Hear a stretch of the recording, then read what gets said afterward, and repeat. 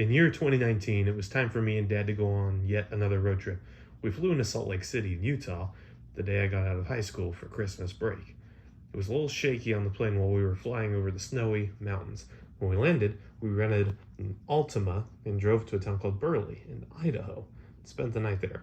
I like to stop and take my picture at state welcoming signs, but a lot of times something always happens, like that.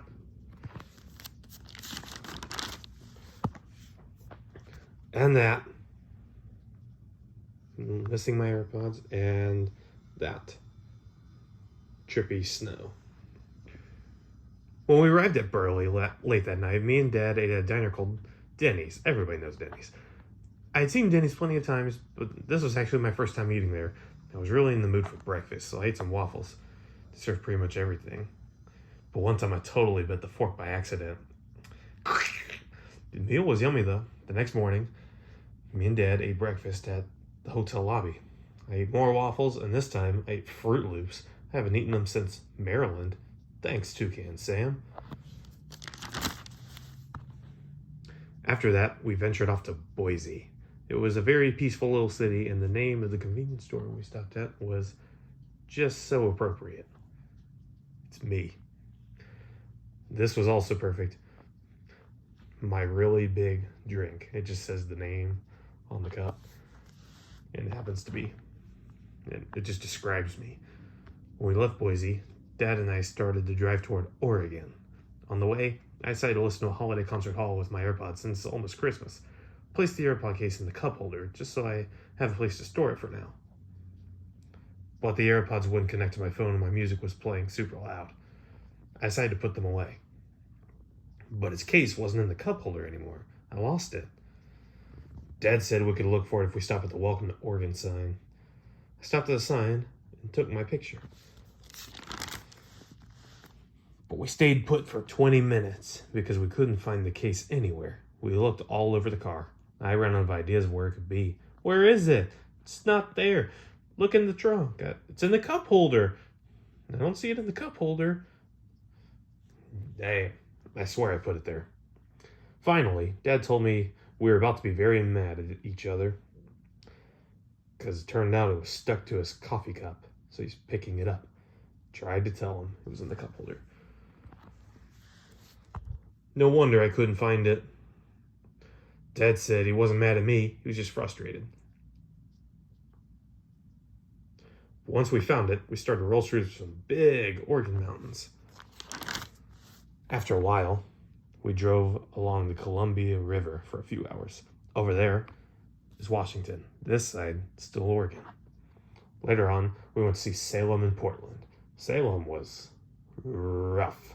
It was a very shaky little town. Shabby. There was a homeless man that stole a shopping cart from Target. That's a lot of people here, Dad says. Portland was cool, though. Our hotel was also pretty lit. It was in downtown. It reminded me of our hotel in New Orleans earlier that year. I had a great window view, too. Me and Dad went on a stroll around the city. We looked for something to eat. Dad also warned me that the city can be very dangerous and told me to stay by him. I like Portland, but one nasty thing about it is that marijuana is legal in these northwestern states. And Portland is one of the places I smelled lots of pot. Like that guy there. And it smells like crap. What is that smell? So we kept walking. The smell got even worse. These girls started screaming and running away. I was like, what are they? This is why I call the city Potland. Looked as if the best place for me and Dad to eat was at Buffalo Wild Wings. But it took 45 minutes for our food to be served. And there were only about 3 waiters. Do you want to leave? Well, no, they might serve our food. They served it all right, and it was pretty good. Soon after Dad said that, our meals were finally served. My chicken strips were tasty, but they could have came faster. Dad said that within 5 minutes after we arrived back at the hotel, I was already fast asleep. Blame it on B-dubs. After we had a late night in Portland, we woke up to get our day started in Washington State. Olympia was a little better than Salem, but the Washington State Capitol was very weak in security. As we arrived in Seattle, the weather was, cloudy with light rain. We parked in a giant parking garage and walked across a bridge to Pike Place Market. It smelled very fishy in there, and it was very slippery, so I had to use caution when walking around. This lady at the market would not stop offering me a free sample of gross jelly. Would you like a free sample? No, I'll pass. You sure? Positive. Are you sure you don't want a free sample? Miss, I'm good. Here was the part we've been waiting for. The area where the people who work at the market throw fish at customers. I, for one, found it really funny. Well, you got a notice up from Nebraska? Yep.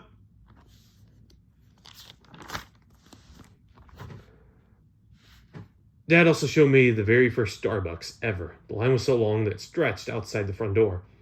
Try to guess where I ate it next. Once again, Shake Shack. This time, we ate in downtown Seattle. Because recently, I added at another downtown location. Me and Dad ate the same meal, double cheeseburgers and hot dogs. We applied ketchup and mustard to both. For the burgers, Dad also applied pickles. Pickles were too thick for me, so I removed them. Back then, I was used to the kind that were skinny and wrinkly, like Chick-fil-A sandwiches. A moment later, a girl walking by dropped her ketchup. I guess it somehow jumped out of the cup when it hit the floor.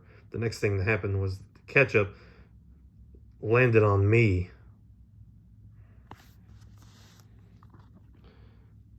I could tell it was all just an accident, but from Dad's perspective, he was probably thinking, how does that even happen?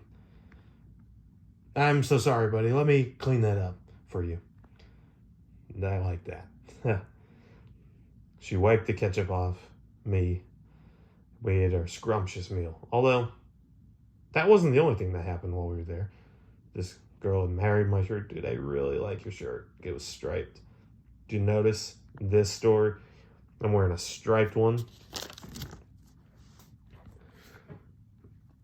She said it reminded her of Blue's Clues. We ended up having a conversation together. I told this girl we were on a road trip, and I also saw Boise, Portland, and Salt Lake City. She asked me if I liked Seattle the best. I told her I especially like the fish market. When it comes to getting along with anyone in the world, I can actually be pretty humorous. Yep. She said, it's so cool. Have fun. I told her. Once we left Shake Shack, we unparked our rental car from underneath Amazon HQ. Then we drove toward the Space Needle. That was the last thing we were going to see while we were in Seattle. Since we were here, Dad and I decided to go to the top of the Space Needle. We might as well. So we got on a very crammed elevator, which took us to the top of the building. It's a lot of people. The tour guide on the elevator sounded like one of those fast-talking FedEx guys or something. 605 feet in the air, blah, blah, blah, spinning glass floor, something about Constantinople. Obviously, I don't remember a lot of stuff he talked about. By the time we were taken to the top, we had such a great view of the city of Seattle. We could see pretty much everything, except the Space Needle. At the same time, however, it felt pretty dangerous. The outside interior was surrounded by glass panes, each containing a small gap of air.